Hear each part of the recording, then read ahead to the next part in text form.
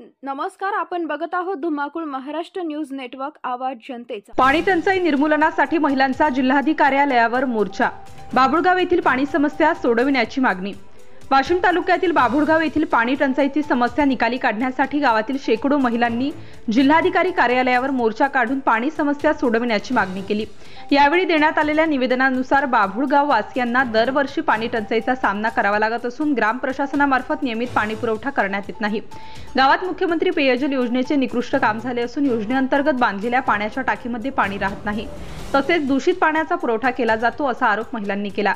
बाभुळगाव या गावाची लोकसंख्या जवळपास 3500 इतकी असून शासनाकडून पाणी टंचाई मुक्त गावे करण्याकरिता विविध योजना राबविल्या जातात।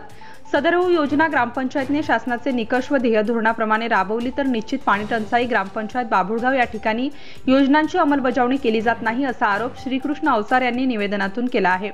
बाभुळगावातील पाणी समस्या सोडविण्यासाठी मुख्यमंत्री पेयजल योजना राबविण्यात आली, परंतु या योजनेची अंमलबजावणी योग्य पद्धतीने झाले नसून योजनेअंतर्गत पाण्याचे टाकीचे बांधकाम निकृष्ट झाले, शिवाय पाईपलाईन सुद्धा निकृष्ट दर्जाहीन करण्यात आली। परिणामी गावात नियमित पाणी पुरवठा होत नाही। मागील 2 महिन्यांपासून पिण्याच्या पाण्याची भीषण पाणी टंचाई निर्माण झाली आहे। यापूर्वी सुद्धा वारंवार तोंडी व लेखी मागणी प्रशासनाकडे करण्यात आली असताना प्रशासनाने अद्याप दखल घेतली नाही। त्यामुळे तातडीने पाण्याचा प्रश्न मार्गी लावावा, अन्यथा बाभुळगाव येथील गावकऱ्यांच्या वतीने कुटुंबासह बेमुदत आंदोलन करण्यात येईल असा इशारा निवेदनाद्वारे जिल्हा प्रशासनाला देण्यात आला।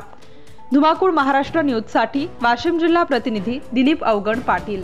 आपल्या परिसरातील ताज्या आणि महत्त्वाच्या बातम्या पाहण्यासाठी आजच आपल्या धुमाकूळ महाराष्ट्र न्यूजला YouTube वर सबस्क्राइब करा आणि बेल आयकॉन प्रेस करा।